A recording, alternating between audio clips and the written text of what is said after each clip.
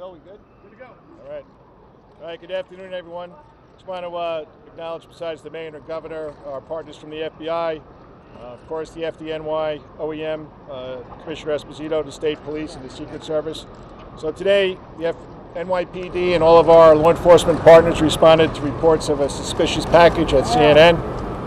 Our Intel, Emergency Services, and Patrol Bureau Manhattan South responded immediately, secured the area, and began a search of the building. Responding officers identified a device that appeared to be a live explosive device. NYPD bomb squad responded, secured the device, and removed it for investigation.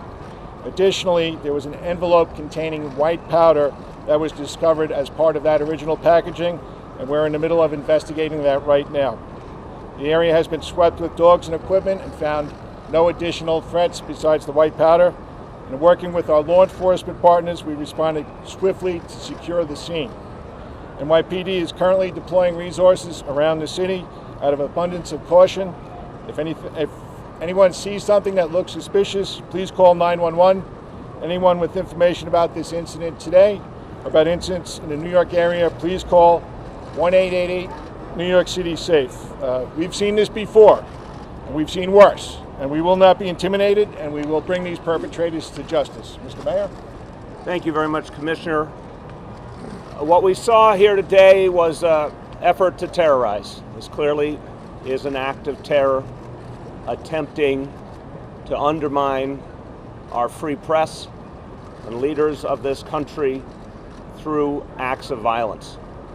I want to make very clear that the people of New York City will not be intimidated, that we're going to go about our lives undeterred, because the very concept of terrorism is to change us, and we will not allow that to happen. You cannot be terrorized if you refuse to allow the terrorists to win. People of this city have shown time and again that they stand up in the face of these efforts to intimidate. And I want to thank the people of New York City for the way they're handling this situation today. I also want to thank our first responders. Commissioner, to you and all the men and women of the NYPD, thank you for your extraordinary efforts today. To FDNY, Office of Emergency Management, our state partners, our federal partners, everyone worked swiftly to address this situation and contain it. I also want to commend everyone at CNN for the professionalism with which they handled this very troubling incident. We, at this time, do not have other credible and specific threats against locations in New York City. I want to let all New Yorkers know you can go about your daily routine knowing the NYPD and all these other agencies are here to protect you. It's important to note that this is an ongoing investigation. As we have more information, we will provide it. But I emphasize there is no specific threat against any other location in this city at this time. That said, the NYPD and all of our partners have reinforced our very clear, visible presence at key media locations around New York City and other important locations. So you will see a lot more police presence. That should be reassuring to all New Yorkers.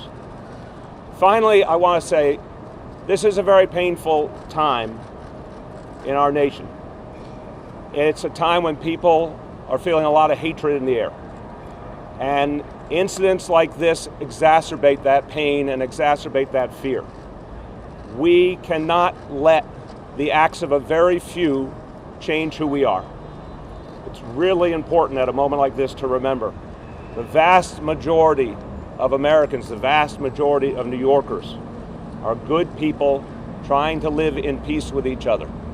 There are a few people, and we don't know who they are today, but there are a few people trying to tear us apart through acts of violence. It is imperative that we ensure they fail. It is imperative that we act as the good and decent people that we are. This is a moment in history that's painful, but it will pass. This too shall pass. But today, the important point is, everyone can rest assured the NYPD and all other agencies are out in force to protect the people of this city and to make sure that they can go about their lives safely. Thank you. Governor Cuomo. Thank you. Thank you, Mayor. Thank you, Commissioner. First, let's remember that we have the best police force and the best law enforcement agencies on the globe. And we want to thank the NYPD and the state police and the FBI and the Joint Terrorism Task Force, the Secret Service, all who have worked seamlessly together and are coordinated. And we should take comfort in that level of professionalism that we have in this city and in this state. As everyone is aware, there have been a number of packages that have been received. Last night, there was the Secret Service detected a package at the residence of President Clinton and Hillary Rodham Clinton. They notified the state police and the NYPD. We personally checked on the president's residence in Chappaqua at about 4:30 this morning, and everything was fine there. This morning, obviously, we have the CNN package, and I want to echo the professionalism with which CNN has handled the situation and the cooperation that they brought to the situation. So I would like to thank them for that. This is the world we live in. Terrorism, the attempt to spread fear, is the world that we live in. It is heightened lately. The mayor is exactly right. There are more tensions than usual, but this is the world we live in. Also, a little perspective. The first terrorist attack in New York City was 1993, 25 years ago, was the bombing of the World Trade Center. So in some ways, this is nothing new. We have lived with this for a long time. Actually, my father was governor at that time. This has been a circumstance of being who we are and where we are. We are New York, and we are an international icon, and for some we're an international target. Terrorism only works if you let it work. What they are trying to do is scare us and destabilize us, and we will not allow that to happen. We are New Yorkers. We are smart. We are tough, we are resilient, and we will not allow these terrorist thugs to change the way we live our lives. They fail unless we allow them to win, and we will not allow them to win. Now, as the commissioner said, you'll see increased police presence from the NYPD, from the state police, from the MTA police, from the Port Authority police. You shouldn't be alarmed. There'll be more police on subways, more police on the streets, more police at crossings. As the mayor said, that's not because we know any specific threat. It is just a precaution because we are smart and because we have the best talent on the globe when it comes to this. So we will take every precaution we can, but we will not let terrorism win. Not today, not ever. Thank you. Good afternoon. I have with me Special Agent in Charge Brian Parman. That's P-A-A-R-M-A-N-N, who's Special Agent in Charge of the FBI's Joint Terrorism Task Force here in New York City. As the governor outlined, this begins on Monday night with a package that was delivered to a residence in Westchester County. That was responded to by the Westchester County Police, the Bedford Police, and FBI Special Agent bomb technicians. That package was disrupted and taken to the FBI lab. Overnight, late last night, we received word of the package that was delivered to the Clinton residence, or was intercepted before delivery to the Clinton residence in Chappaqua, New York. That is also going to the FBI lab. After that, we were notified by the Secret Service that they had received a nearly identical package in Washington addressed to the Obamas. At that point, we began to take additional proactive steps. We had gone to locations the day before associated with the first individual who was targeted. Today we went out to offices of elected officials, media outlets, television, and in fact, when the package was discovered here in the CNN mailroom, we had NYPD personnel present who were showing them what these look like and what to be on the lookout for. So at this point, we are talking with other FBI field offices, the JTTF, about other incidents that are unfolding in other places. But suffice it to say, it appears that an individual or individuals sent out multiple similar packages. We have been working with corporate partners and the private sector. We've prepared a product through the NYPD SHIELD program, which goes to approximately 20,000 of our private security partners, instructing them on what to look for, what the characteristics are, and renewed tips on handling of suspicious packages. At this point, we're at a very early stage in the investigation. This is being led by the Joint Terrorism Task Force here in New York City with the FBI, the NYPD. We've had assistance from the New York State Police, who are part of that task force, and assistance from the Bureau of Alcohol, Tobacco, and Firearms. So it's a big group effort. The incident here today, once the package was discovered, emergency service was notified. They called the bomb squad. The bomb squad was able to safely remove a device contained in that package using the total containment vessel, the TCV, or in simple terms, the bomb truck. That has gone to our range at Rodman's Neck, where FBI Special Agent bomb technicians will work with our people on how to get it to the next stop, which should be the FBI lab, so all of this evidence can be examined together. There is an additional issue which is being worked on now, which is within the package that contained the suspected device is also some kind of powder. That's being tested now downstairs, so the mailroom area is still being contained while we go through the various steps to test that on a field test, package it up safely for removal, and decon that area and anybody who came into contact with it. We're going to take, just keep in mind that this just happened a couple hours ago. It's still ongoing. So I'm going to take some questions. We're not going to be able to go too deep into it. Yes? Can you talk about how concerned you are about this seeming political connection between these targets, people who have been criticized by the president? Well, take a look at who's being targeted here right now. And that's why we're doing this proactively. We're reaching out to people throughout the city, checking with the people that do their security and making sure that their mailrooms follow proper protocol. So it is of concern to us, and that's how come we're reaching out to the right people. Yes? Hold on. Governor, earlier this week, the president suspended a New York City congressman for assaulting a journalist. There's been all sorts of threats to journalists and shooting journalists here. Do you have a particular message to President Trump in light of what happened at CNN and to critics like John Brennan and like Look, I'm just going to say something broad, because at a time where there's a lot of hatred and division, it does not make sense to exacerbate it. Let's just say this to all public officials of all partisan affiliations. Don't encourage violence. Don't encourage hatred. Don't encourage attacks on media. You could disagree, but you have to show respect for people and air your disagreements peacefully.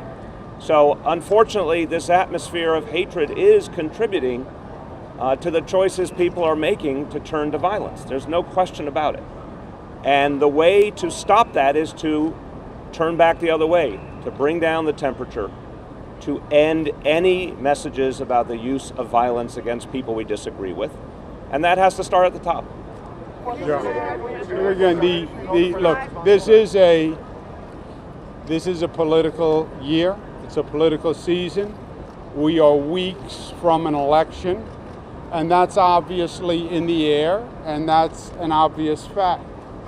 But we've been through many political seasons, and we have political differences, and that's actually good for democracy. What is not good is overheated rhetoric, extremism that pushes people to violence. And at the end of the day, we may have political differences, but this is one country. We're all Americans, e pluribus unum, out of many one, and keeping the debate and the dialogue civil is very, very important. And for elected leaders who in many ways set the tone, it is especially important. Hold on. Right there. Can you describe what the device looks like that was found? John? Sure. Brian Parman from FBI JTTF. So far, the devices have been what appear to be pipe bombs. If I could, I'd like to make a statement. I know that a lot of the public right now is scared and concerned, and there's a lot of confusion surrounding this. I want to assure you that the reason we are here, because the totality of the federal, state, and local authorities will investigate this thoroughly and follow every lead, and we will turn over every rock, we will turn every corner, and we will talk to everybody that we have to in order to mitigate this threat. The mission of the New York Joint Terrorism Task Force is to protect the American people and uphold the Constitution. The utilization of violence in order to further one's own political agenda is unacceptable to us, and we will not rest until we find this, stop these hazardous devices from being mailed, and bring the individual or individuals to justice. We have no better partners in the NYPD, the New York State Police, and the entirety of the Joint Terrorism Task Force. We will be on this until the day that we find this individual and bring him to justice. I'd like to thank NYPD and our partners on the task force, as well as the United States Secret Service, as well as the U.S. Capitol Police, as well as the Westchester County authorities for the cooperation and collaboration that we have thus far. With that, I'll turn it back over for questions, sir. Mayor de Blasio, you mentioned that. Hold on a second. As you've heard, there is a number of devices, and there's a pattern apparently to the number of devices. We wouldn't be at all surprised if more devices show up. A device has been sent to my office in Manhattan, which we were just informed about, and that device is also being handled. So again, this is a situation. A number of devices have been sent. They're being handled. We wouldn't be surprised if additional devices are sent. And the device that is been sent to my office has been identified and is being handled as we speak. Governor, is it related to these other ones? Are they related? And what do you say to people that are watching you and the mayor right now nationwide that are scared to death? Well, terrorism related, right? Terrorism is an attempt to strike terror, an attempt to strike fear. Obviously, these devices are an attempt to strike fear, hence terrorism. Are they domestic? Are they international? These are all questions that would have to be handled by the investigation. But yes, it was a terrorist attempt. It was a terrorist attack. And as you said, what's the intent? To strike fear. And when they strike fear, they win. That's when they are effective. Who controls that? We control that. We control that. This is not the first time we have been through this. We have been through this many, many times. Literally, as I mentioned before, it goes back 25 years to the first World Trade Center bombing. This is New York. It is part of who we are and part of our profile. So we refuse to be intimidated. We refuse to allow them to make us afraid of going through our daily lives. We have the best law enforcement agencies. We're all working together. We're all here, and we're going to go about our daily lives, enjoying this beautiful city and state, and we're not going to let them win, period. Kate, you had a question? Two more questions, guys. Commissioner, was anything written on the packages? What was the return address? Yeah, Zolan, I'm not going to go into what exactly was on the package. Okay, it was consistent with the other packaging, though. Listen, we have to go back to work, so we're going to give you updates throughout the day. I just want to remind everybody here and all New Yorkers: any tips, any leads, call 911 or 1-888-NYC-SAFE. Thank you very much, everybody. Thank you. Thank you.